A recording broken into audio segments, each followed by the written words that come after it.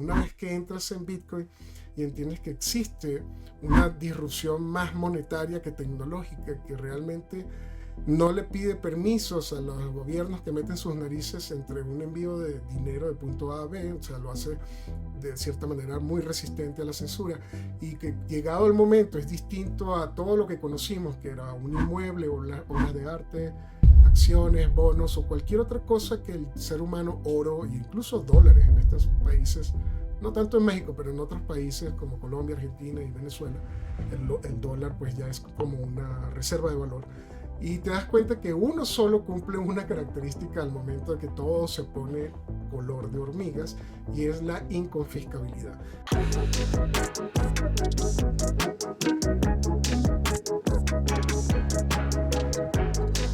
What's the second best? There is no second best.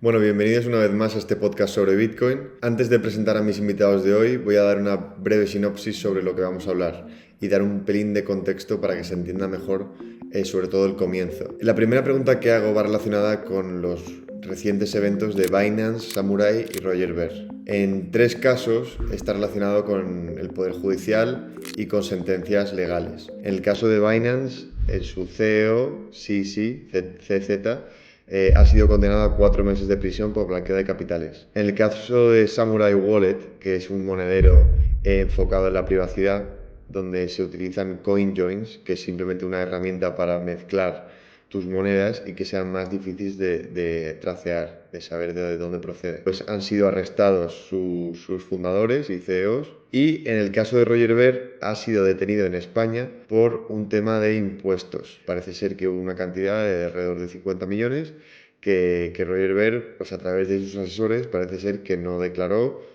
o que no ha declarado correctamente. Claramente ha habido una persecución a Bitcoin en el aspecto de privacidad, algo que es prácticamente inherente a por qué es importante Bitcoin. Discutimos este tema de la privacidad, también hablamos sobre el halving, la proyección a futuro, efectos a corto plazo, sobre todo el tema de ordinals, de runa y tal que ha tenido lugar en los últimos meses a raíz del halving.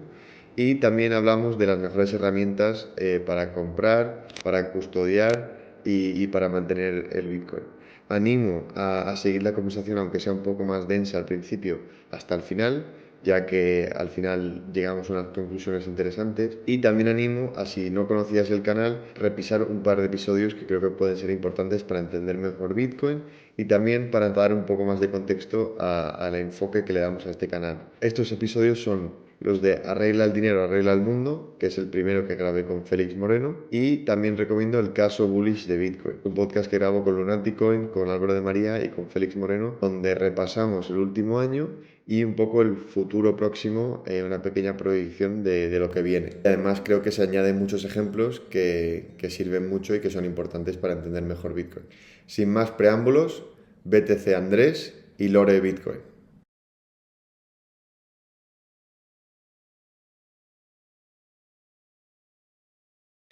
Hola, muy buenas, bienvenidos a este podcast sobre Bitcoin una vez más. Hoy conmigo tengo a BTC Andrés y Lore Bitcoin. Bienvenidos.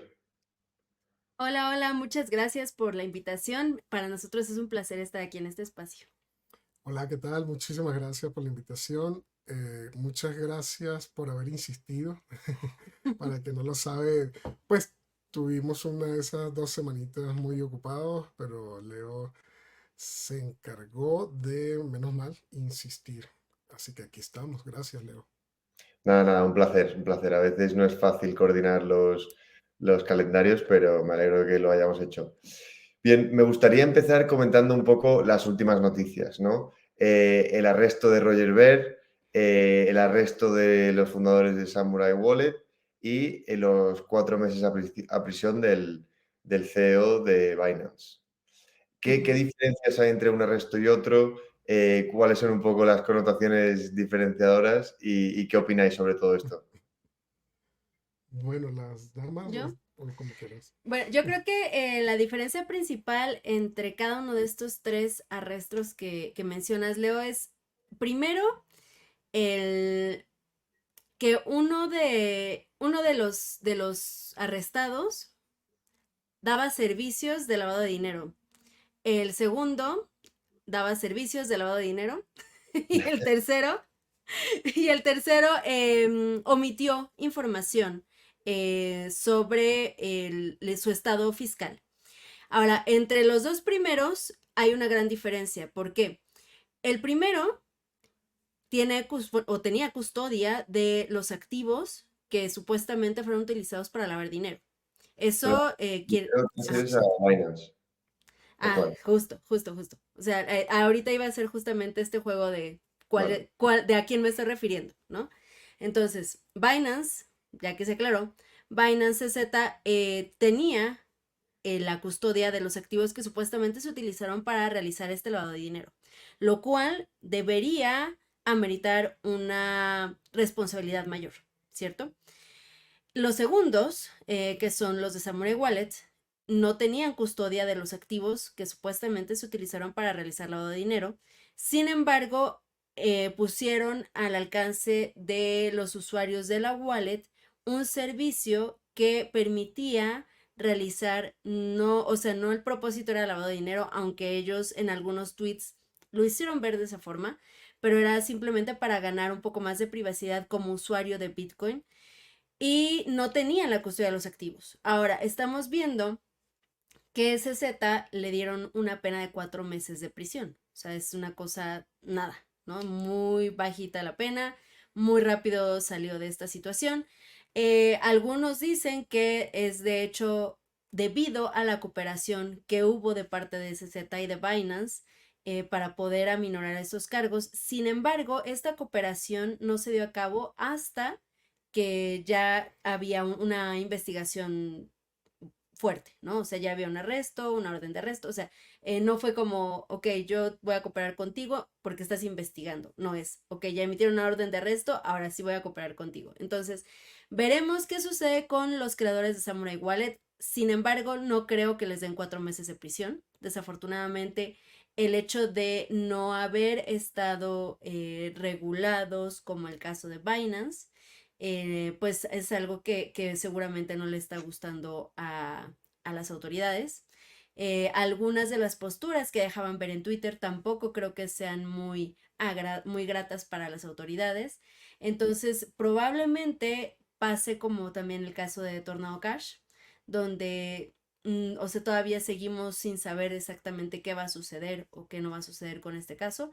Va a ser un caso largo, no creo que sea tan corto como el caso de Binance.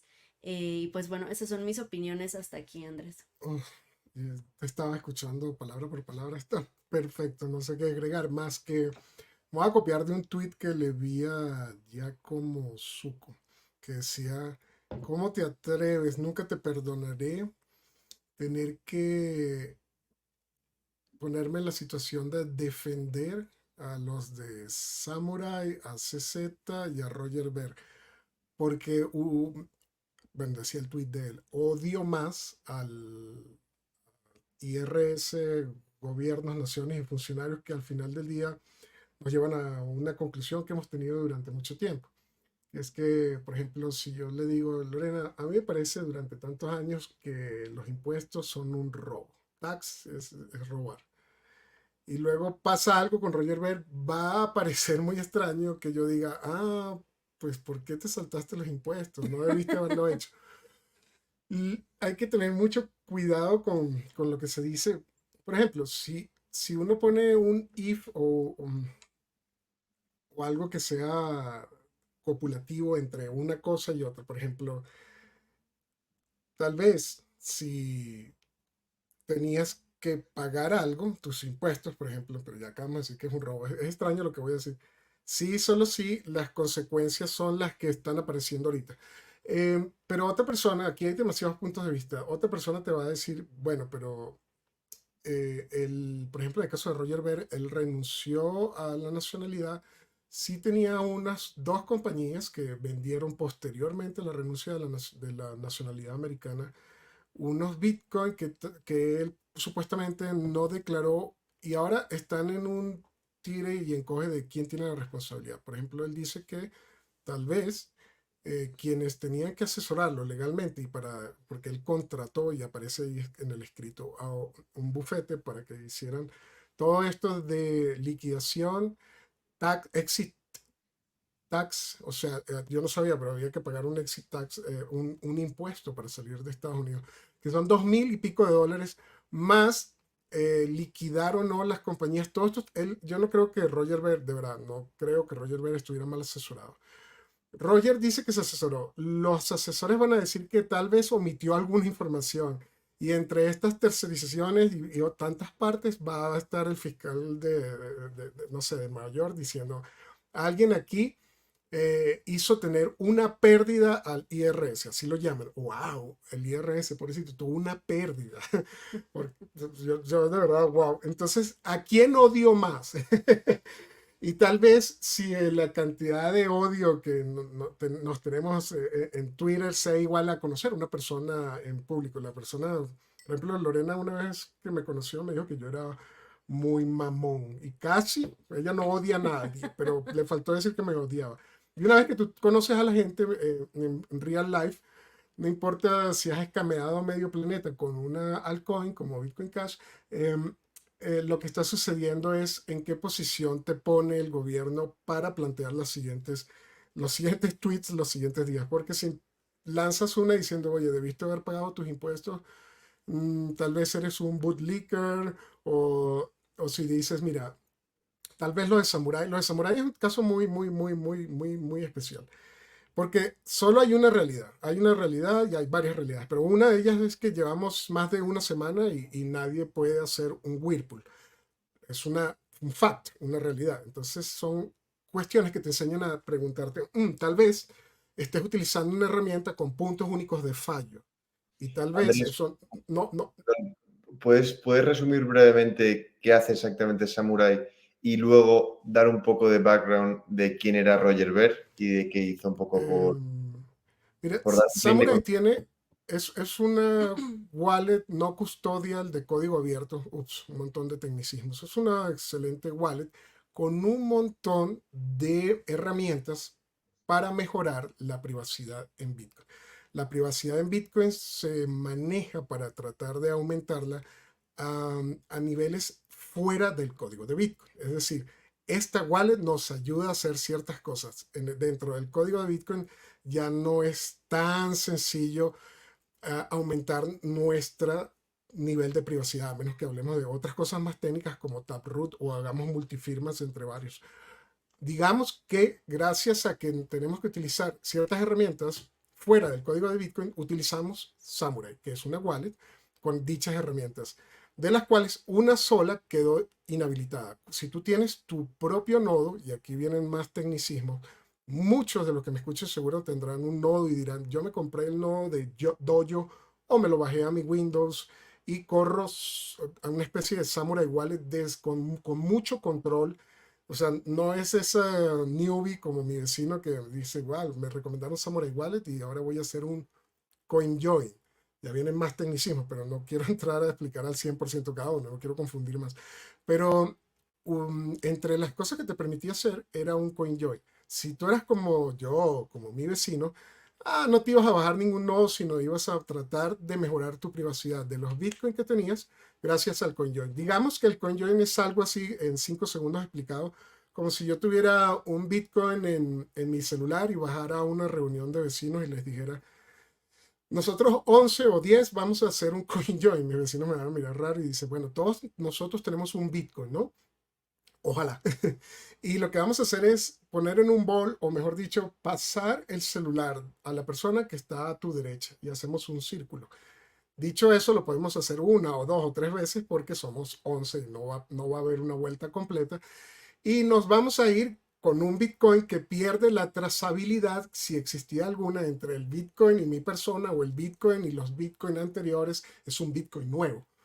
Hay tal vez un par de cosillas muy rápidas que señalar. Por ejemplo, tal vez el Bitcoin que te toque, según Chainalysis, porque para mí el Bitcoin es Bitcoin, pero para un tercero no lo es. Según Chainalysis, tal vez el Bitcoin que te toque pudiera haber estado más sucio que el Bitcoin que tú entregaste.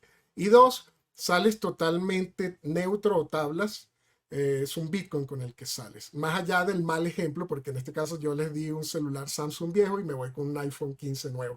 Pero si no fuera por ese ejemplo y todos hubiéramos tenido el mismo celular, salimos exactamente iguales sin que haya un trazo o una conexión o un link entre el Bitcoin que tenía y el Bitcoin que me llevé. Eso te lo permitía hacer Samurai Wallet. La realidad es que esa en sí, esa configuración en sí, necesitaba una persona que se pusiera de acuerdo para decir, por ejemplo, en la junta de vecinos, oiga, tú ya me diste este celular, yo te voy a dar este, no te voy a devolver el tuyo. Ese es un coordinador lógico para que la gente que metía sus bitcoins ahí no recibiera algún bitcoin de ellos mismos. O sea, un pedacito de bitcoin, un output, un UTXO, un montón de tecnicismo. Wow, ese coordinador es la centralizados, porque solo hay una realidad. De hecho, creo que van 8 días donde nadie puede hacer un Whirlpool, lo cual te dice que si las herramientas que usas tienen un punto único de fallo, tal vez, y solo tal vez, deberías echarle un ojo a eso. Andrés, pero eso es bueno o malo. ¿Y qué hicieron los de Samurai rápidamente antes de Roger? Pues los de Samurai tal vez no debieron, bueno, no voy a utilizar bien con cuidado las palabras porque lo que ellos hagan o dejen de ser es problema de ellos, pero tal vez si haces, mejor dicho, una compañía en Estados Unidos, recibes Venture Capital Money, no eres tan anónimo porque todos sabíamos quiénes eran los de Samurai desde antes que pasara nada de esto. Lo que pasa es que nadie los doxea, pero suelen ser muy agresivos en Twitter. Tal vez si haces eso, debas tener un poco más cuidado con los tweets que colocas diciendo, esta es la herramienta para que todos los terratenientes rusos laven su dinero o bienvenido el lavado de dinero de la Darknet, que es donde pasaron a abrirles un expediente y ahora los tienen en Estados Unidos siempre. Todo termina con el cuento en Estados Unidos. Entonces, repito, las palabras que uno utiliza aquí, hay que tener cuidado de quién es el peor o el verdadero enemigo, si Estados Unidos o los coders are going to code. Un programador lo único que va a hacer es línea de códigos.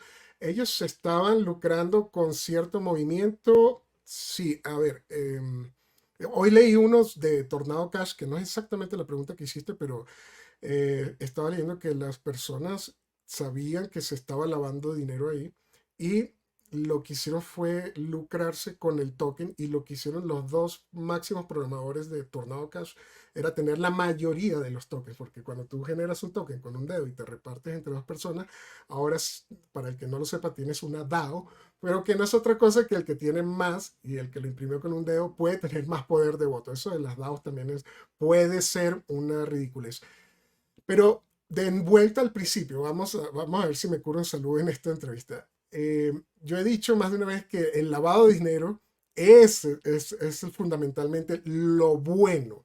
Hacer un Know Your Customer y un anti-money laundering es poner un montón de dinero. Es como la lucha antidrogas. Nunca jamás se acabó, nunca jamás la ganaron. Y el anti-money laundering lo único que sirve es para que agarres al 0.6% de la población diciendo, bueno, utilizaste, tú eres el HSBC y le lavaste el dinero a los mexicanos. Que mentira, ni siquiera, nunca fue preso un banquero y ni siquiera los descubrieron ni hicieron nada con el lavado de dinero los mexicanos. Lo que quiero decir es que van todos justos por pecadores. Tienes que gastar un montón de dinero. Imagínate, cada vez que yo voy a pedir 1,000 pesitos aquí a un banco, me van a pedir hasta la cédula de mi abuelita. Ese es un gasto que repercute en mi dinero, en mi tiempo. Y lo único que hace es salir bien parado cuando consigues meter la mano al 0,6% del dinero sucio que iba. Mentira, es mentira. Realmente es una tontería. Entonces, al final del día, ¿qué está pasando? Por ejemplo, Roger Ver. Lo de Roger me parece que también es una de las ridiculeces más grandes del planeta. Lo que sí es un verdadero ladrón es pedirte el 30% de tu dinero en Bitcoin cuando ni siquiera él vende los Bitcoin. Había una manera cierta y escrita, oficial, de cómo sacar el cálculo del precio de Bitcoin. Cuando él vende, tal vez 2014, estaba leyendo, el precio de Bitcoin era súper mega volátil. El tipo vende 100,000 Bitcoin 2017 y realmente sacar el cálculo de qué es lo que tengo que hacer, cuánto me tengo que llevar y estoy bien o mal asesorado, esto se va a dilucidar. El de Roger, finalmente pienso que es el caso un poquito más sencillo. Pienso que hay muchos de estos casos, como el de Roger, que terminan, ok, aquí estoy, extradición, cuánto te debo, cuánto es la multa y me voy.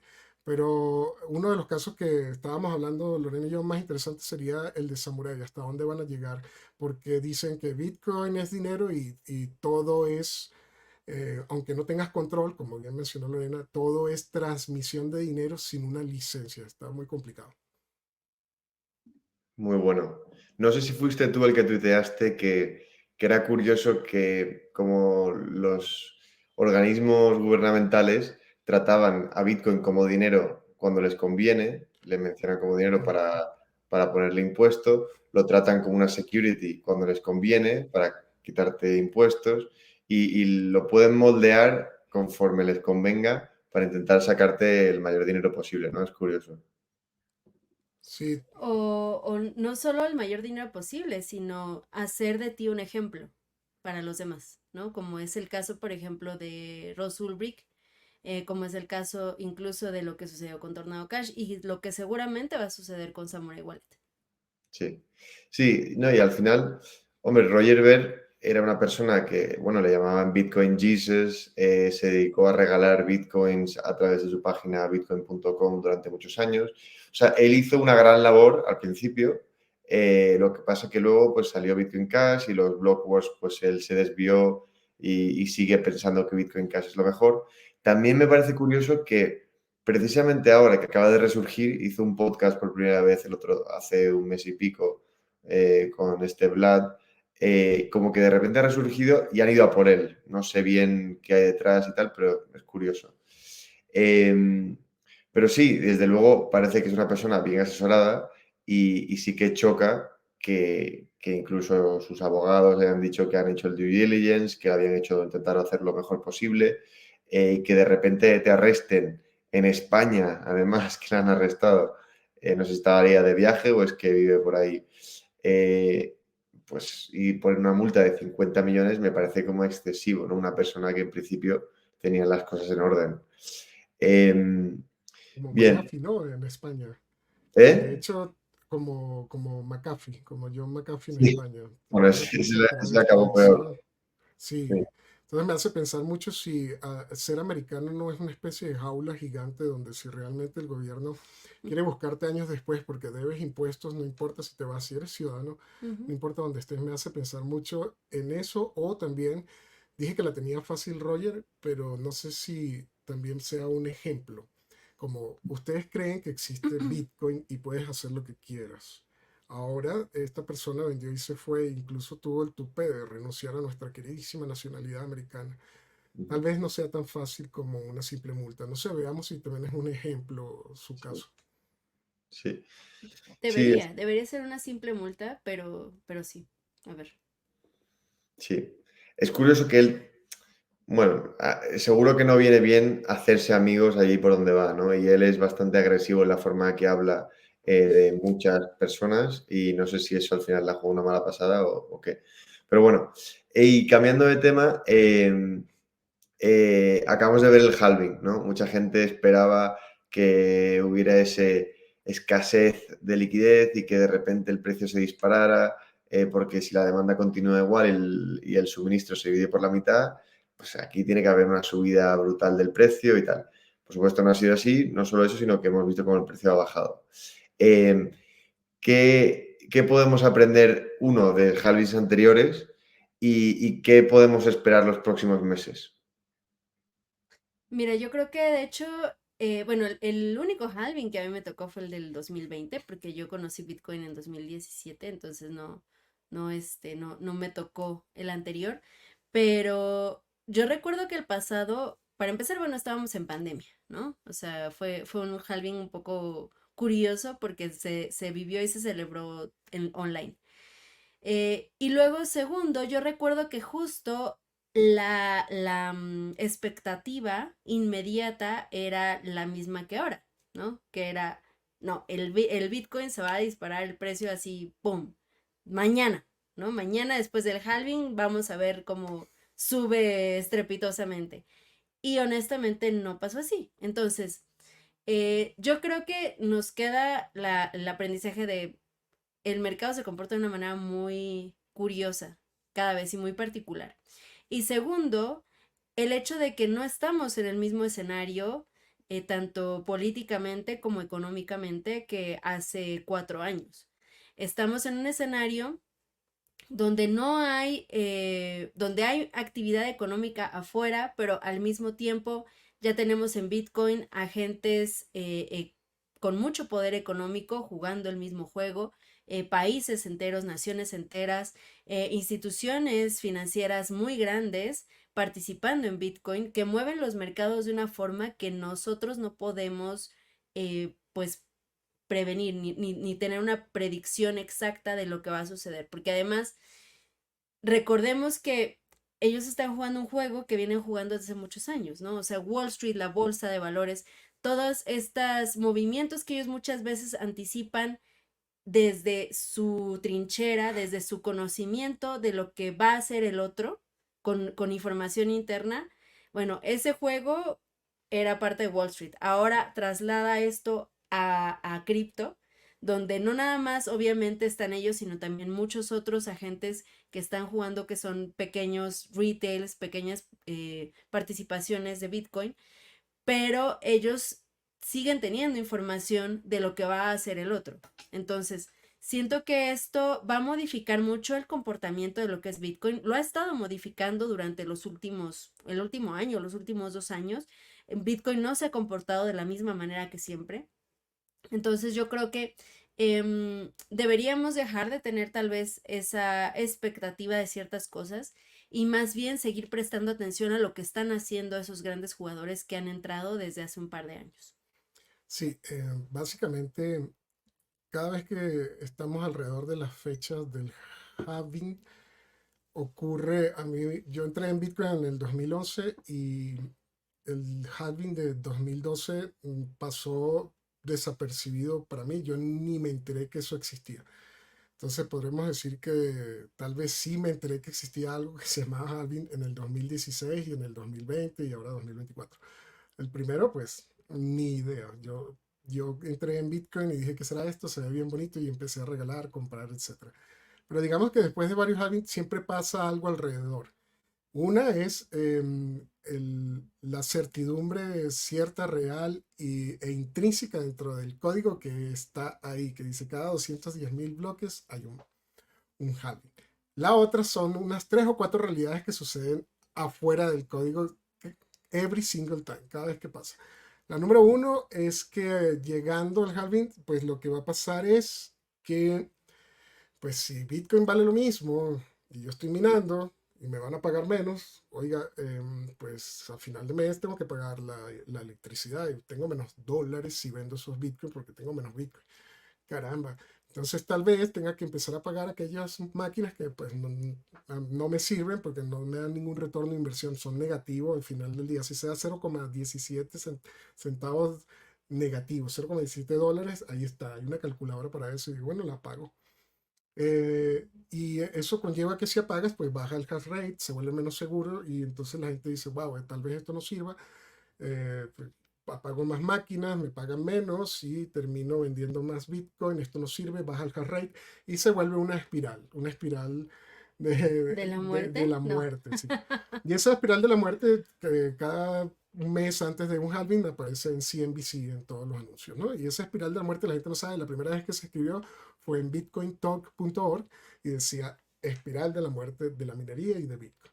2012. Entonces, por eso te digo que en aquella época yo no leía mucho Bitcoin Talk, pero es la primera vez que se menciona, solo para traer eso a colación diciendo, si desde el 2012 no ha pasado, tal vez, pues veamos, siempre se trae la espiral de la muerte.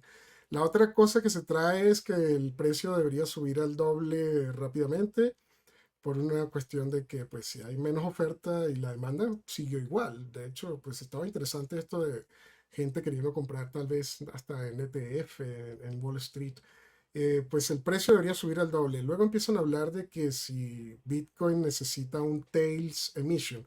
Es un tema que se trae a colación porque cada vez vamos a tener menos Bitcoin para que un minero esté interesado en minar el siguiente bloque y recibir un subsidio del sistema que está todo bien engranado. Tal vez si hiciéramos algún poquito más de Bitcoin y no lo hiciéramos con un techo de 21 millones y empieza si el techo es de 21 millones o no, o si se puede tocar ese código. Y finalmente, no sé, se me ocurre que, pues no sé, son 3 o 4 cosas que se traen a colación. ¿Sabes? De esas 3 o 4 cosas, ¿qué sucede? Nada, Nunca, jamás, jamás pasan las tres o cuatro cosas que se traen a colación en los temas. Es un hecho futuro y cierto que está escrito en el código y cada vez que nos acercamos empiezan pues a emerger en todas las redes sociales y en todos los periódicos. De hecho, estamos muy, muy, muy nuevos porque los últimos dos titulares, uno de un medio de comunicación suizo y otro por acá, era tus bitcoins van a desaparecer a la mitad. Y el otro era el precio en dólar va a irse a la mitad. Pues realmente ninguno era pues cierto. El halving solo lleva para el que no lo sepa, si tú estás minando vas a recibir exactamente la mitad de lo que recibías antes al encontrar un bloque. Pues sí, eso siempre pasa y es muy interesante saber. Sí, bueno, a ver, hay uno de los argumentos que es más difícil de defender en contra, porque sí que es verdad que se cumple que el precio no solo se dobla, sino que se multiplica por muchas veces, claro, no de forma instantánea, pero sí a relativamente corto plazo. Entonces, esa parte, pues, hasta ahora hemos visto que se ha cumplido, que efectivamente cuando el suministro se divide por la mitad, el precio, o sea, digamos, el halving no está priced in, ¿no? Lo que sí que diferencia este halving de los últimos es que hemos llegado al halving en máximos históricos, cosa que no había pasado antes. Hasta ahora, bueno, siempre habíamos llegado al halving más cerca de los mínimos del ciclo que de máximos, ¿no? Entonces, esa vez quizás viene dada por todo ese dinero institucional, ¿no? El ETF de Estados Unidos, ahora el ETF de Hong Kong, que ha sido aprobado. Y bueno, quizás es ese dinero institucional o quizás son otros factores añadidos, pero es interesante. ¿Cuál sería vuestra predicción? ¿Creéis que dentro de 12, 16 meses después del halving, como suele pasar, vamos a ver esa subida alcista? ¿O crees que esta vez va a ser diferente? ¿Va a ser antes? Lo, ¿Va a ser lo- después? l- lo que sí viene el halving es precio, Tails Emission, Espiral de la Muerte y Stock to Flow. Y el Stock to Flow es parte de lo que viene dentro de la narrativa o la conversación que puedas tener en una mesa con otros bitcoiners. Eh, Tal vez tener 3 puntos en el pasado no sea el mayor de los logros para un analista técnico de fundamentales. O sea, realmente Bitcoin está muy nuevo y tal vez salir a decir, mira, tengo esta especie de bola de cristal para saber si realmente oferta y demanda se manejan como tal y puedo vaticinar de alguna manera con ciertas libertades de bandas elásticas hacia arriba y hacia abajo, qué es lo que puede pasar. Lo único cierto es que Bitcoin sigue siendo Bitcoin, va a tener cada 10 minutos un bloque y sigue siendo muy importante y sí, la oferta está muy bien definida. La demanda tal vez siga siendo muy volátil por culpa de nosotros mismos. Bitcoin va a subir o bajar de esta manera. Oye, rompió máximos históricos y mi vecino lo va a escuchar y va a comprar. Ahorita está en 56,000 y mi vecino va a decir, esto no sirve, me robaron, ¿dónde está la espiral, el stock to flow, el tails emission, un montón de palabras que puedes ir a buscar después de esto? Y va a vender. Si mi vecino es la mayoría de las personas en el planeta, esas compras y ventas son las que lo hacen volátil, no entender qué es lo que acabas de comprar. Si realmente entendiéramos, tal vez aquellos que ganan dinero versus dólar, porque hay gente que solo lo ve pues como una especulación, ganarían un poco menos y eso es lo que lo hace interesante. Que mi vecino venda lo hace interesante para muchas personas para echarle el ojo y comprar. Eh, sí, lo que sí te puedo decir, yo siempre estoy bullish a largo plazo, aunque largo y cortico sea relativamente subjetivo. Bullish a largo plazo, mediano y corto, pues sí puede pasar absolutamente lo que sea. De hecho, pues acabamos de ver que por primera vez, no sé, BlackRock, si era una parte importante para hablar sobre el precio versus dólar, lleva 4 o 5 días con un inflow de $0 a los ETF de Bitcoin. Y GBTC sigue vendiendo mínimo $100 millones diarios.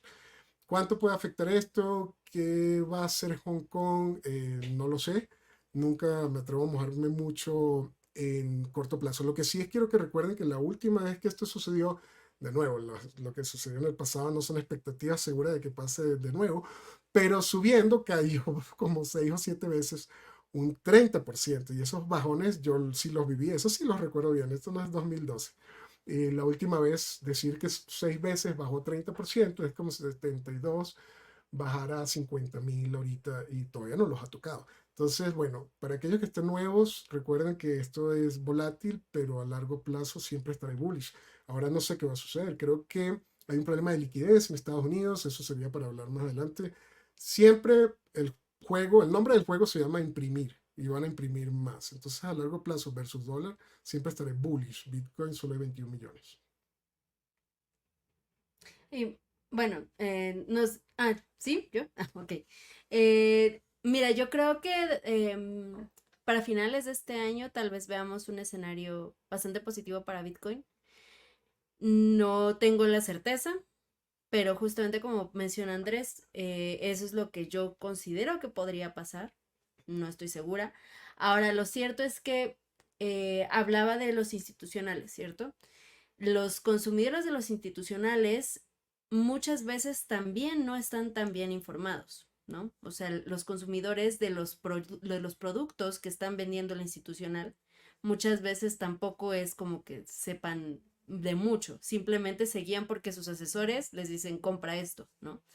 Entonces, lo que sí es cierto es que yo creo que este bull market, si la participación de retail y de pequeños inversionistas en el pasado provocó una ola muy grande en Bitcoin en un mercado bullish, yo siento que el ver una subida grande y tener al institucional con grande capital participando podría ser un bull market mucho más grande de lo que pensamos.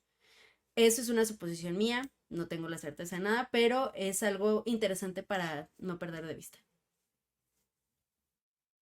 No te escuchamos, Leo. Totalmente.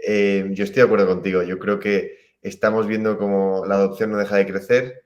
Eh, pues eso, las noticias de que Coinbase ha integrado Lightning, que bueno, que ya es tarde, pero bueno, ayuda a la adopción. Tenemos pues, MicroStrategy que ha comprado otros 122 millones en abril. Yo creo que la adopción está llevando un ritmo brutal. Creo que cada vez se está desmitificando un poco todos esos estigmas que hay alrededor de Bitcoin, que si es para lavar dinero, que si es para tal. Y de repente cuando BlackRock compra miles de millones ya no es para lavar dinero. Cuando pues se pagan muchísimos fees después del halving por runa o por lo que sea, de repente el incentivo a los mineros ya no hay ningún problema. O sea, como que, bueno, se va viendo como en general los argumentos se van cayendo por su propio peso, sí que es verdad que vuelven cada año, pero bueno, y yo creo que también que se vienen curvas los próximos meses. Bien, me gustaría haceros la siguiente pregunta. Vosotros sois dos personas que os dedicáis a divulgar sobre Bitcoin, ¿no? Porque yo creo que os apasiona, no paráis de tuitear, sois súper activos. La verdad que os sigo mucho porque solamente conseguiros a vosotros ya estoy al día de todo lo que está pasando. Aparte dais opinión sobre las noticias, que está muy bien porque pues para el que no está enterado o no sabe de qué va el tema, pues oye, también tiene una opinión formada de gente que está metida en la industria y tal, que yo creo que es muy valioso. La pregunta es la siguiente, ¿por qué os dedicáis a Bitcoin?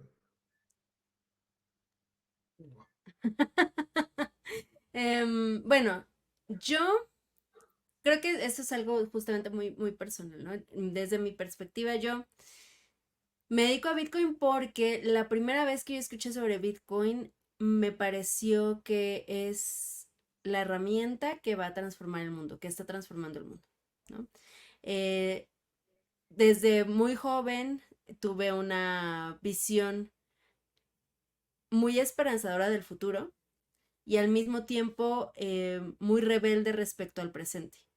Entonces, si en el presente en el que yo vivía me parecía que las cosas no estaban bien y quería un futuro mejor, no solo para mí, sino para mis hijos, mis nietos, las futuras generaciones, debía haber algo que se pudiera hacer para cambiar las cosas. Entonces, cuando aprendo sobre Bitcoin, cuando entiendo Bitcoin, me quedo anonadada, me maravilla lo que veo enfrente y pues empiezo a estudiar cada vez más y cuando por fin entiendo todavía más sobre el tema, justamente ese es como el momento en el que te das cuenta cuál es el camino que debe seguir tu vida, ¿no? Porque eso es algo en lo que crees, es algo que crees que va a cambiar las cosas, es algo que es bueno para la humanidad, desde tu perspectiva, claro. O sea, puede haber gente que diga Bitcoin es lo peor del mundo, excelente, respetable, pero desde mi perspectiva muy personal, Bitcoin es de las mejores cosas que podría tener la humanidad y algo que va a cambiar el futuro para las nuevas generaciones. Entonces, bueno, esa es la razón por la que yo me dedico a enseñar sobre Bitcoin, a compartir sobre Bitcoin. Y pues nada, básicamente mi vida es esto, es Bitcoin. Yo voy a empezar diciendo que cuando hay otras opiniones en contra de Bitcoin, me gusta traer a colación como con gracia.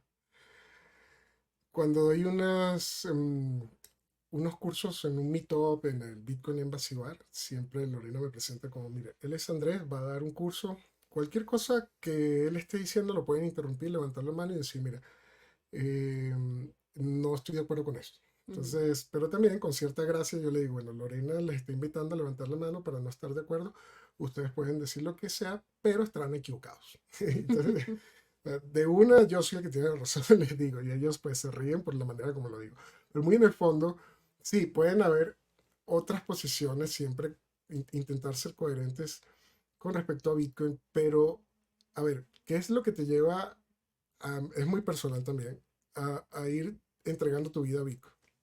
Bueno, allá afuera hay un sistema de políticos, de dinero, de emisión de dinero, que Bitcoin te permite ir medio analizándolos, porque te permite no solamente entrar, cuando entras a Bitcoin, entras a estudiar la parte técnica o un montón de cosas. Bueno, yo estoy aquí, yo vine solamente por la tecnología, ¿no? Vestido así de oro, pero también te permite ver, o sea, precio, parte técnica, ir analizándolo y ver qué significa un dinero que no puedan controlar. Entonces entras a otro agujero de conejo y empiezas a averiguar sobre el dinero. Y dices, bueno, básicamente sin entrar en muchos tecnicismos, a muchos nos enseñaron que parte de este experimento Fiat, un experimento de 100 años, pero experimento al fin, es poder imprimir cierta cantidad de moneda según bienes y servicios. Hasta ahí estamos más o menos como que hemos escuchado eso, ¿verdad? Bienes y servicios.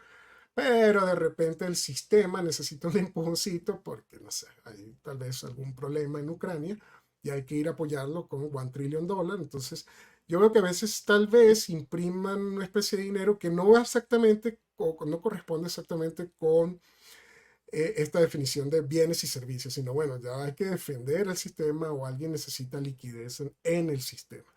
Wow, entonces tal vez no todo sea exactamente como te lo iban explicando y de repente alguien que está mucho más cercano a la creación de dinero, que siempre son 5 tipos, que no solamente influyen en Estados Unidos, sino en el resto del mundo, porque la última vez que revisé, el dólar era moneda de reserva mundial. Entonces, decisiones de 5 personas que afectan la liquidez o no del planeta te permiten saber que hay también personas muy, muy allegadas a esta emisión de dinero y entonces existe un Cantillon efecto, un efecto de donde si tú estás cercano a la emisión del dinero puedes salir más favorecidos que otros. Wow, tal vez eso no sea tan justo y sigues averiguando y dices, no solamente el dinero es tal vez algo extraño, como nos lo fueron explicando, sino que ahora hay un corredor o una especie de interconexión, porque este dinero tiene que ir en bancos y ahora entra y sale cash y tú te abres cuentas y todo va interconectado en el planeta a través de un SWIFT. ¿Quién maneja el SWIFT? Y de repente te das cuenta que, bueno, pues este tipo tal vez no debió haber atacado a Ucrania, vamos a sacarlo del sistema SWIFT. Entonces eso es un sistema con cierta capacidad política dependiendo de la posición que uno tenga. Imagínate defender a alguien que está cayéndole a plomo a otro, no sé si va a estar difícil. Hoy toda la conversación siempre hay que tener mucho cuidado en lo que se dice, pero lo que sí es cierto es que sigues ahondando en este agujero de conejo y dices, wow, pueden sacarte o no dependiendo de qué hagas o no de un sistema. Y luego, pues no a nivel macro, sino a nivel micro, porque pues yo no soy un oligarca ruso con un yate congelado, sino pues metí $1,500 en PayPal y te das cuenta que si ahora no cumples ciertos requisitos de conoce a tu cliente o antilavado de dinero, todos los temas de conversación siempre coinciden en estos puntos, te bloquean PayPal. Entonces, más bien agradecidos porque es una de las cosas que más ha traído a bitcoiners a conocer Bitcoin, porque no conozco a nadie que al final del día no le bloqueen sus $50 o $500 en PayPal siempre. Y resulta que todos estos agujeros de conejos te hacen entregar tu vida a Bitcoin porque no te dejan salir de un agujero de conejo. Una vez que entras en Bitcoin y entiendes que existe una disrupción más monetaria que tecnológica, que realmente no le pide permisos a los gobiernos que meten sus narices entre un envío de dinero de punto A a B, o sea, lo hace de cierta manera muy resistente a la censura y que llegado el momento es distinto a todo lo que conocimos, que era un inmueble o las obras de arte, acciones, bonos o cualquier otra cosa que el ser humano, oro e incluso dólares en estos países, no tanto en México, pero en otros países como Colombia, Argentina y Venezuela, el dólar pues ya es como una reserva de valor. Y te das cuenta que uno solo cumple una característica al momento de que todo se pone color de hormigas y es la inconfiscabilidad. Entonces, cuando tienes un pequeño agujero de conejo en cuanto al dinero y encima te muestran a algo que tiene superpoderes, dices, oye, vale la pena no solamente entregar tu vida a esto, sino tratar de agarrar a todo el mundo y explicárselo, aunque Lorena siempre me dice, yo como que quiero agarrar desde la camisa y hacerle así durísimo y decirle, entiende que esto es lo máximo. Es como compartir ese conocimiento pequeño que tengo de manera personal, yo lo veo así, y tratar de explicarle a cada uno y poder verle los ojos y que se le pongan como dos huevos fritos y digan, wow, yo no sabía esto porque ningún tío mío llegado a los 80 años sabía, pues creían que de hecho el peso colombiano estaba respaldado en oro y que la conversación empiece desde ahí, no desde Bitcoin. Y después de una hora amena de tomarse una cerveza o un whisky en la mesa, termines hablando de Bitcoin. A mí eso me llena tanto que yo entregaría mi vida cada noche al whisky, digo, a explicar a Bitcoin, más con un trago ameno sería, pues, sería muy interesante. Buenísimo, buenísimo. Y bueno, no quiero doxearos, pero ¿cómo veis la adopción en Latinoamérica? ¿Creéis que hay un potencial mercado? ¿Creéis que la adopción va a ir ahí más rápido o va a ir más lento que en otros países? Mira, hace rato que hablábamos sobre cómo ha cambiado la narrativa, por ejemplo, respecto a los institucionales y la autoridad, ¿no? O sea, que se está permitiendo el hecho de que se hagan ETFs, ¿no? Que ya no es, Bitcoin ya no es tan malo, pero si te das cuenta, entonces ahora el discurso es, los ETFs son buenos porque el institucional está regulado y estas herramientas de privacidad y autocustodia son malas, ¿no? Entonces, aquí tenemos un doble discurso donde vamos a ver, estamos viendo ya, y vamos a ver todavía más adelante, como Bitcoin ya está aceptado como parte de lo que es la realidad, lo que es la vida y que se use, pero ahora úsalo, pero ya no lo hagas libremente, ¿no? O sea, tienes que hacerlo de forma controlada. Ahora, ¿qué es lo bueno de Latinoamérica en general respecto al control que se tiene sobre la ciudadanía? Para mí Latinoamérica es increíble, es maravillosa porque tiene cierto toque de anarquismo. Latinoamérica nunca ha sido una zona que ha sido totalmente controlada por la autoridad. A pesar de que han pasado por ciertos lugares de Latinoamérica dictadores y ha habido personas no muy gratas en el poder que han mermado los derechos y las libertades de muchas personas en Latinoamérica, eso mismo incluso ha impulsado ese espíritu de rebeldía en la ciudadanía y han dicho, ¿sabes qué? Tal vez no pueda levantarme en tu contra, pero pueda manejar las cosas aquí, en la tierra, como yo pueda hacerlo para poder salir adelante. Entonces, si el discurso actualmente de uno de los países más poderosos del mundo, que es Estados Unidos, es, ok, usa Bitcoin, pero úsalo con mi permiso y como a mí me gusta, en Latinoamérica eso va a ser muy difícil de hacer. En Latinoamérica no pueden hacer eso, o sea, no se va a lograr, porque no hay un manejo tan duro respecto a la autoridad y a los ciudadanos. Entonces, ¿qué es lo bueno de Latinoamérica? Que se va a poder seguir utilizando seguramente Bitcoin de una manera mucho más libre que incluso en Estados Unidos. Primero. Y segundo, el hecho de que Estados Unidos esté teniendo muchas problemáticas respecto a su economía y a la sobre impresión de dinero, está debilitando todavía más su economía, considerándola contra algunos países de Latinoamérica, ¿no? Entonces, eso obviamente pone en una situación interesante al ciudadano latinoamericano de decir, ok, bueno, pues tal vez ahora las cosas sean un poco diferentes, ¿no? Y tal vez ahora nosotros aquí podamos ofrecer servicios que allá no, tal vez aquí podamos manejar la economía de una forma diferente que ya no dependa directamente de Estados Unidos como se ha venido manejando durante las últimas décadas en Latinoamérica, ¿no? O sea, siempre era, ¿qué dice Estados Unidos? Ah, entonces yo obedezco o yo voy por ese camino. Ahora es, ¿qué está haciendo Estados Unidos? Uy, creo que no les está yendo muy bien, ¿no? Creo que así no debe manejarse la cosa. Probablemente aquí en Latinoamérica deberíamos hacer la cosa diferente. Entonces, desde mi perspectiva, viene un momento muy interesante para Latinoamérica y pues ya veremos qué se suscita después de esta etapa que estamos transitando. Yo lo que creo es una frase que se la robé a mi papá entre el 2014 y 2016. Siempre me decía, otra vez, explícame Bitcoin, hijo. Y le explicaba por encima lo que sabía y me decía, oiga, mm, yo no me cabe en la cabeza que esto no lo prohíban. Yo estoy 100% convencido de que esto lo van a prohibir. Eh, no puede ser que si realmente Bitcoin es lo que dices, que me estás diciendo que es, Andrés me decía, es una piedrita en el zapato que molesta y es un dinero que no puedo controlar, Estados Unidos no, dado suficiente tiempo, tiene que banearlo. Es que no puede, que sí puede, pero me decía, no me importa, esto tiene que ser baneado o ilegalizado. Y, caramba, le decía yo, no puede ser. Y sí, ahora que lo veo, tal vez no tal cual baneado, sino tal vez estamos jugando un juego de esos de que creemos, primera vez que entramos antes que BlackRock, o frases así que me hacen parecer como naif o inocente.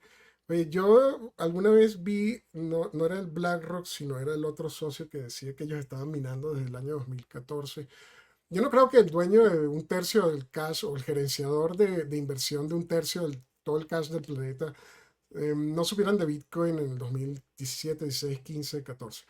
Lo que sí creo es que tal vez ya no haga falta banearlo, sino como bien dice Lorena, ahora hay un uso masivo, una adopción, que es la pregunta exacta que decía, institucional. Y todo lo demás puede verse como un Bitcoin con menos precio, un Bitcoin gris, un Bitcoin que puede ser ilegal, que no está limpio, que pasó por un conjoin.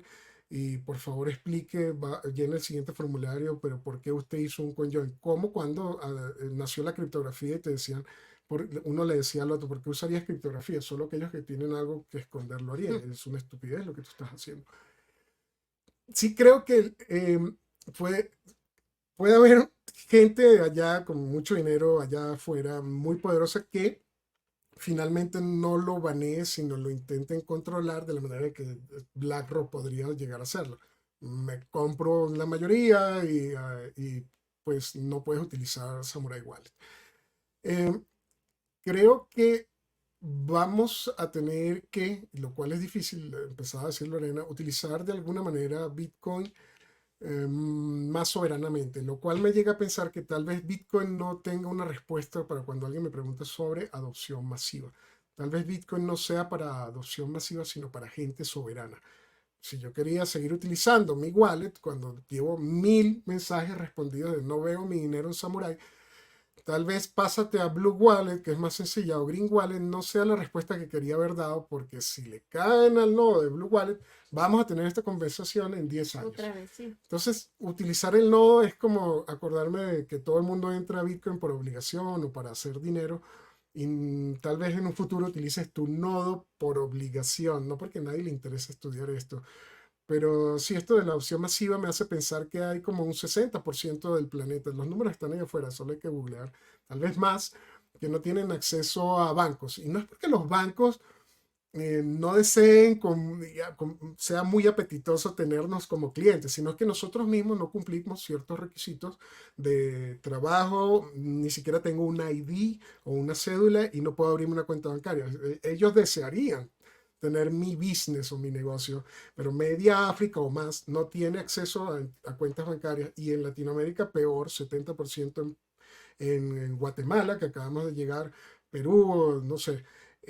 Entonces no es porque, que ese banco es malo. No, bueno, el banco sí es malo, pero no es porque no quiera nuestro negocio, es que realmente te tienes que hacer esta pregunta. Adopción masiva del dinero fiat, que es un experimento de 100 años, experimento al fin, pero 100 años, y todavía no está hasta la última casa del africano más necesitado. Tal vez sea difícil hacer la pregunta con una cosa que si ya empezamos, todo llega al mismo hilo siempre. Ya vimos que explicar el dinero puede ser dificilísimo. Bitcoin, aunado a explicar el dinero, no, pues creo que no hay una respuesta al uso masivo soberano de Bitcoin. Tal vez no vaya por ahí la cosa. Buenísimo, buenísimo. Muy interesante la forma en la que has planteado el posible ataque a Bitcoin por parte de los gobiernos. Me parece muy interesante, desde luego. Si tuvierais que decir un país de Latinoamérica o de donde sea que va a ser el próximo en seguir los pasos de El Salvador, ¿cuál creéis que sería? Yo diría que Surinam o Honduras. Surinam porque tiene actualmente una candidata a presidenta que es Bitcoiner y no es Bitcoiner, no era política y luego fue Bitcoiner, como la mayoría de los políticos Bitcoiner, sino que ha sido Bitcoiner desde hace muchos años y ahora le entró a la política. Y de hecho yo cuando hablé con ella le dije, puede que seas la única y primera presidenta que me cae bien en el mundo. Entonces, bueno, ojalá lo logre porque eso significaría un cambio muy grande para Surinam, siendo un país tan pequeño, incluso tal vez más pequeño que El Salvador, no lo sé. Por lo menos tal vez en infraestructura sí lo es. De hecho, mucha gente en Latinoamérica ni siquiera sabe que existe Surinam. Entonces, bueno, Surinam, incluso, por ejemplo, ¿Dónde está exactamente? Surinam está entre las dos Guyanas, tiene frontera con Brasil. Vale. Entonces, y de hecho hablan neerlandés, no hablan español. Entonces, o sea, tiene muchas barreras por esas situaciones, ¿sabes? Tiene una gran parte del Amazonas. Entonces, bueno, o sea, es un país que tiene muchas dificultades en desarrollo por esa situación. Y si logran Bitcoin como legal tender, creo que impulsaría muchísimo su economía. Y ahora tenemos por otra parte Honduras, ¿no? Próspera y Roatán, que pues Próspera que es una zona neutra, abierta económicamente, ya con interacción con Bitcoin y actualmente están tanto las autoridades como los políticos bastante abiertos como a ver qué onda con Bitcoin. Entonces tal vez sea como una parte 2 del Bitcoin Country, ¿no? Siguiendo a El Salvador. Dime una palabra difícil en neerlandés. ¿En neerlandés? Sí, Ay, cualquier. no, ya no me acuerdo. Porque Lorena es la única persona que conozco que está estudiando neerlandés para ir a Surinam a echarle un ojo. Y es increíble esa respuesta, no me la esperaba porque mm, lo que es política y Lorena es como el agua y el aceite. No like. Incluso cuando hablas de cualquier hermoso país como El Salvador, pues el problema de los políticos es el siguiente. Mm, Nayib Bukele puede estar haciéndolo muy bien, pero cuando hablamos de Bitcoin y que Bitcoin dependa de la situación política del momento, pues yo a veces pienso, ¿qué pasará cuando pues Nayib pierda las elecciones o realmente se echará todo para atrás? Ya no estará tan cara las casas en la playa y no podremos gastar nuestro Bitcoin legal tender. Pues las decisiones de los políticos y Bitcoin tal vez sí está bien que sigan siendo agua y aceite, que se queden separaditos.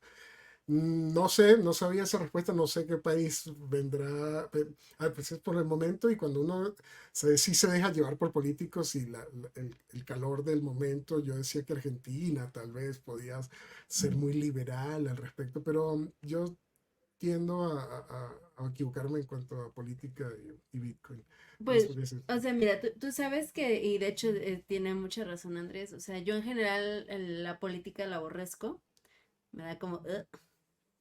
Pero lo cierto es que a final de cuentas dices, bueno, que Bitcoin no depende de la política. Desafortunadamente, muchas cosas de la población dependen de la política y desafortunadamente para la política, muchas cosas que se instauran en algún momento son muy difíciles de perder después cuando cambian las cosas. Entonces, cuando tú mencionas lo de Nayib, ¿no? Un cambio de gobierno, Nayib ya no está y quien entra nuevo dice, se acabó Bitcoin. Si se logró hasta cierto punto un cambio en el imaginario social y en el pensamiento social de la población de El Salvador, y realmente hay una adopción masiva como es lo que se ha estado buscando durante los últimos 2 años, entonces tal vez, aunque entre otra persona, sea muy difícil deshacerse de Bitcoin. Pero para esto pues todavía hace falta muchas cosas y sobre todo más información, educación y pues sí, o sea, un cambio en el pensamiento y en cómo asumimos lo que es el dinero. Buenísimo, buenísimo. Y me gustaría, de una forma práctica, ¿no? Hemos hablado de Binance, Samurai, Roger Ver, un poco todos estos problemas que han tenido regulatorios. Desde un punto de vista práctico, para alguien que nos esté escuchando, que se está embarcando un poco en este mundo, que a lo mejor lo primero que ha hecho es meterse en Kraken, en Binance y comprar algo de Bitcoin, y ahora con toda esta inestabilidad regulatoria, legal, pues dice, oye, yo quiero sacar mis Bitcoins de aquí de Binance. Eh, ¿qué recomendáis en cuanto a custodia, en cuanto a compra sin KIC, con KIC? ¿Qué tipo de práctica, digamos? Entiendo que luego hay mucho detalle y cada uno tiene que hacer su propio research y además vosotros asesoráis a mucha gente y yo creo que esa es una labor muy importante. Pero ¿cuál sería vuestros 3 pasos que hay que tomar? Yo siempre le digo a la gente, dime la cantidad que quisieras comprar y para qué. Y tal vez si pues es muy nuevo y no sabe realmente para qué, pues le voy haciendo preguntas, lo voy llevando socráticamente de la mano y le digo, mira, si quieres comprar, no sé, mucho y poco es relativo otra vez, pero no sé, $1 millón o $10 millones, ojalá tenga clientes yo así.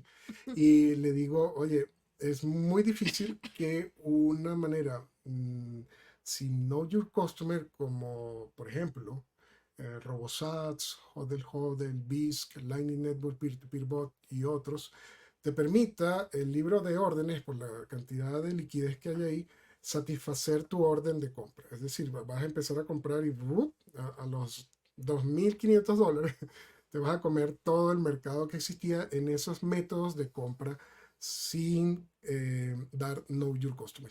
Em, para lo cual tal vez haya alguien por allá afuera que te diga, no, pero realmente tú quieres $10 millones a tu nombre en Bitcoin. Y entonces empieza una pelea de sí o Andrés, estás diciendo tonterías. Solamente le puedes asesorar a alguien prácticamente y decir, mira, existe estos ya mencionados, o ir a conseguirte un amigo minero que te ayude a comprar sin Know Your Customer. Para lo cual el amigo minero también podría llegar a tener problemas, entre comillas, porque te está vendiendo Bitcoin, él recibe un dinero y ese dinero de dónde salió y a Ujú, quién le vendiste esos ujú. Bitcoin. Todo el problema no parte pues a partir de Bitcoin, sino el problema siempre es el sistema dólar que tenemos, que tiene unos requisitos. ¿Y para qué le diría? Porque si hay muchos mercados negros. Si al final de cuentas te querías comprar esto y subió Bitcoin y ahora puedes comprarte una moto, pues hay un mercado negro hasta de moto, puedes creerlo. Y de todo lo demás de ahí para abajo. Pero si tu expectativa era que tenías unos Bitcoin ya de hace unos años, tenías, no sé, 10 Bitcoin y subió a un, quién sabe cuánto suba, no me gusta decir precio. Y ahora quieres una casa, pues las casas tiene unos procedimientos notariales y registrales que deben cumplirse según la jurisdicción donde estés. Y si tú no le explicas eso, pues entonces va a llegar con una bolsa de dinero a comprar una casa y le van a volver a decir otra vez, el problema es el mundo Ujú. fiat. ¿Qué hiciste? Porque la parte que le Porque gusta tienes al esto. tío Sam es, ¿por qué no me pagaste los impuestos de esto? Y cuidado. Mira a Roger Ver y te vamos a poner un ejemplo fuerte. Vamos, bueno, ahí viene. Entonces, ¿qué y para qué? Es una pregunta buena que tal vez todavía no haya sido resuelta, pero si estás bien asesorado, puedas tomar decisiones de pequeñas cantidades relativas y mercados negros que puedas tener, más grandes cantidades y mercados que no puedes evitar. Una casa está hasta donde yo sé instaurada en esta calle, no la puedes movilizar todavía. Entonces, bajo esos fundamentos, yo intentaría empezar a explicar. No me atrevo a decirle, ok, dicho esto, ahora vas a poner tu cara, porque es que, pues el ethos no es que no me lo permita, sino es que no quiero que quede grabado un video diciendo, bueno, la única opción que tienes es el over the counter de Coinbase y preguntarle a Michael Saylor cómo hace las compras programadas o algo así. Sino que sí me gustaría dejar claro que sería más sencillo al mundo si tienes algo no Know Your Customer. Miren los problemas que tenemos cada semana con Know Your Customer.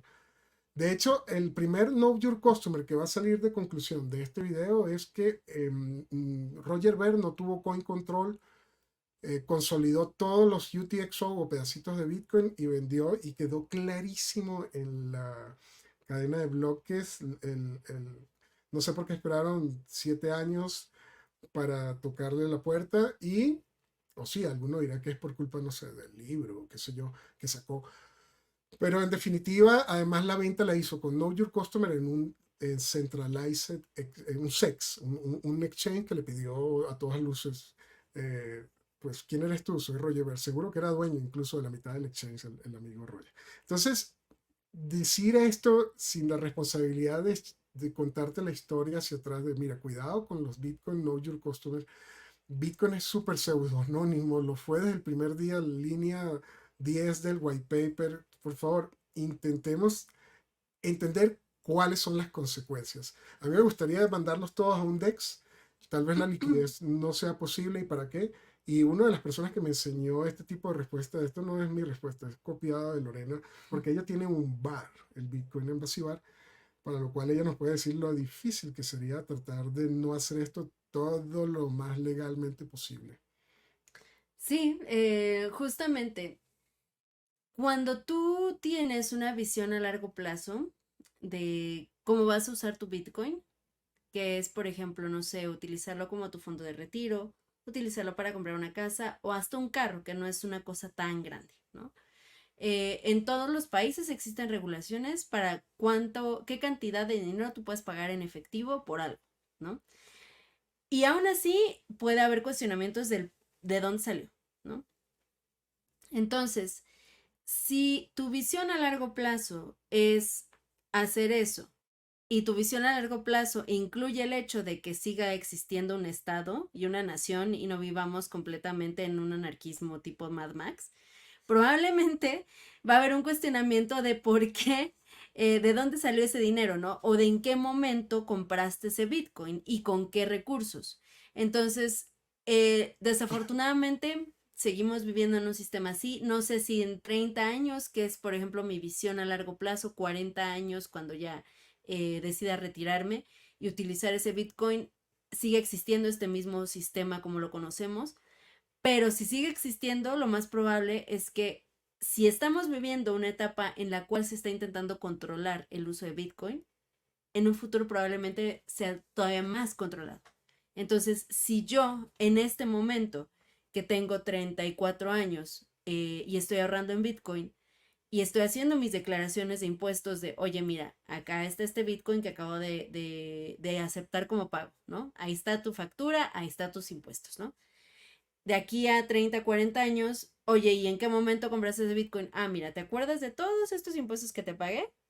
Ahí está, ¿no? Y aquí están todos mis ingresos con los cuales yo pagué ese Bitcoin. ¿Qué onda, no? Entonces, pues desafortunadamente así es la cosa, ¿no? Y a menos que seas un completo anónimo fuera del sistema y tengas el lujo y la gran libertad de poder vivir fuera de este sistema, de un sistema bancario en el cual esté todo rastreado, que no necesites comprar una casa, que esté a tu nombre y pagar impuestos por esa casa, pagar impuestos por el auto, ¿no? Todas estas cosas que se viven en la vida diaria.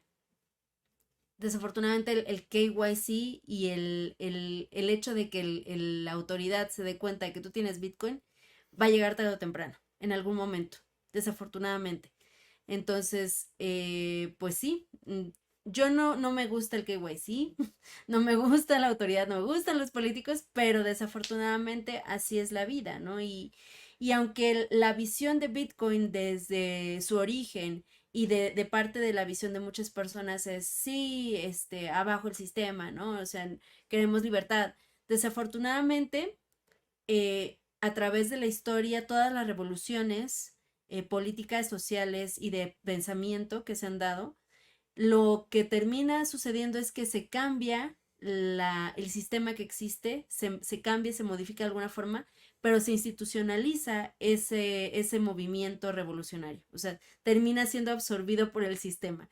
Entonces, esto es algo que yo he sostenido desde el principio de Bitcoin. O sea, vamos a terminar con una especie ahí de mezcla extraña entre el sistema que tenemos y Bitcoin, para que podamos seguir adelante, pero desafortunadamente no creo que se logre esta visión de libertad y soberanía tan genial que sería, ¿no? Pero bueno, así es la cosa. Qué bueno. Bueno, ha comentado Andrés Embassy Bar. ¿Cómo surge un poco esa idea? Justamente del anarquismo y de la rebeldía. No, Bitcoin Embassy Bar surge en el año 2018, abrimos nuestras puertas. Esto viene debido a que, bueno, yo tenía un socio en Bitcoin Embassy Bar, David Noriega, Bitcoiner de hace muchos años, 2011. Y David tenía esta idea de poner un espacio físico en la Ciudad de México desde hace varios años. Luego nos conocemos y pues nada, yo le secundé la idea porque además yo estudié psicología social. Entonces, para mí justamente el haber estudiado y analizado todos estos movimientos de masas me brindaron esta visión de decir, necesitamos un espacio donde se comuniquen y compartan estas ideas revolucionarias, ¿no? Entonces, con esa meta surge Bitcoin Embassy Bar, diciembre del 2018, y bueno, tiene ya funcionando 5 años. Hemos construido una comunidad bastante amplia, no solamente en México, en la Ciudad de México, sino que mucha gente alrededor del mundo forma parte de nuestra comunidad. Y pues nada, para mí ha sido un orgullo el tener este espacio para brindar un espacio seguro para el intercambio de ideas, pero también un espacio seguro para la gente nueva que dice a dónde voy a preguntar, ¿no? O quién me puede explicar cara a cara qué es esto de Bitcoin. Buenísimo. Y Andrés, me gustaría que me contaras un poco de Money on Chain. Sé que estás un poco involucrado con ese proyecto. ¿En qué consiste exactamente? Sí, yo empecé a trabajar con Money on Chain hace un año. Me encargo de cierta parte de las redes sociales y de llevar la palabra. Money on Chain empieza como un proyecto hace muchísimos años, creo que ya cumplió 7, de unos OG Bitcoiners cypherpunks que decían, mira, cada vez que a uno le preguntan en Twitter, Andrés, mójate, si sabes de ciclos de Bitcoin y que puede subir y luego pues puede bajar, ¿por qué no pasas a dólar algo y eso es muy Bitcoiner? Porque cuando baja pues puedes que tengas más Bitcoin. Si es que todo está a tu favor, porque ser trader no va a estar a tu favor, pero digamos que sí, que entiendes un poco de ciclos y cómo podemos, o por lo menos sacar alguna ganancia, o qué podemos hacer con Bitcoin, Andrés, además de irnos y gastarlo en un estándar en El Salvador. Yo quiero sacarlo en dólar. Wow. Y no había manera de que yo respondiera con un tweet sin que luego, un año después, me diera un cuchillazo por la espalda diciendo, Andrés está recomendando Tether, Tether está respaldado en dólar y según pues no sé, Krugman dice que el dólar está respaldado en guerras y en armamento americano. Entonces, como que hay un silogismo matemático, Andrés está respaldando las guerras. Ya, o sea, por consecuencia. Eh, Dicho eso, conozco el proyecto y estas personas también tenían la misma preocupación de haber escuchado a Krugman decir que todo esto estaba basado en guerra y deciden crear una stablecoin sobre colateralizada en Bitcoin. A ellos ni siquiera les gusta decir stablecoin porque dice que el que es volátil es el dólar y mira el poder de compra que ha perdido en 100 años. A ellos les gusta decirlo como pegged coin o una moneda pegada al dólar o al valor del dólar. Sobre colateralizada es una palabra que tuve que decir varias veces para poder llevar la palabra de money on chain porque es complicadísimo decirlo 3 veces rápido. Y eso no es otra cosa que decir que todo en el sistema es Bitcoin. Es decir, que está respaldada en Bitcoin. Tiene un respaldo en un montón de Bitcoin. Pero no en un montón, en un montoncísimo. Como ha llegado a estar en 14 a 1 la cantidad de respaldo que deberías necesitar. Por ejemplo, si un Bitcoin está ahorita en $60,000 y tú quieres respaldar 60,000, aquí viene la otra, la moneda interesante, dólar on chain, de money on chain. Si tú quieres respaldar esos $50,000, no necesitarías un Bitcoin, sino ha llegado a estar en 14 Bitcoin respaldando ese pegged coin o ese stablecoin. Y está muy interesante y espero que no, pues es lo que yo esperaba, que no me fuera a dar un cuchillazo por la espalda y tener algo que responder a un vecino cuando te dijera, pues yo quiero irme a dólar y te puedes ir a esta moneda estable que inventaron estos y realmente ha pasado una buena, pues la prueba de fuego del tiempo la está pasando interesantemente. Después de que se fuera toda la porra, cada ciclo nace un BlockFi o un Celsius o un Terra Luna y se va todo para la mismísima porra porque son monedas que se sabe muy en el fondo que no tienen vida cuando te dicen algorithmic stablecoin y hay otras que son sintéticas y hay otras que están respaldadas. Pues entonces, si te quieres ir por una, sería interesante echarle un ojo a lo que están haciendo en Money on Chain, que al final del día sería interesante que parte del ethos sea también no apoyar tanto al dólar, los bonos del tesoro, o cada vez que uno prende la tele y ve a un político, no importa si es Trump o Biden, uno dice, pues, ok, cada vez que ellos abren la boca yo voy a comprar un pedacito de Bitcoin, y eso es lo que yo siempre aplico. No importa quién sea, si tiene que ver con la situación del mundo, siempre vas a salir muy enojado prendiendo el televisor. Y lo que yo hago es un pedacito de Bitcoin y si puedo transmitir la palabra también de Money on Chain, lo hago como tal. Me parece un proyecto súper interesantísimo para que le echen un ojo en moneyonchain.com. Buenísimo. Sí, dejaré en la descripción los links a los proyectos en los que estáis involucrados. La verdad, ha pasado volando este podcast. Ha sido un placer teneros y nada, y espero volver a veros muy pronto. Un abrazo muy fuerte a los dos. Muchas gracias, Leo, por el espacio y ha sido un placer compartir contigo. Muchísimas gracias. No me esperaba tantas preguntas tan increíbles. O sea, increíble todo el espacio, Leo, de verdad. Wow. Muchas gracias.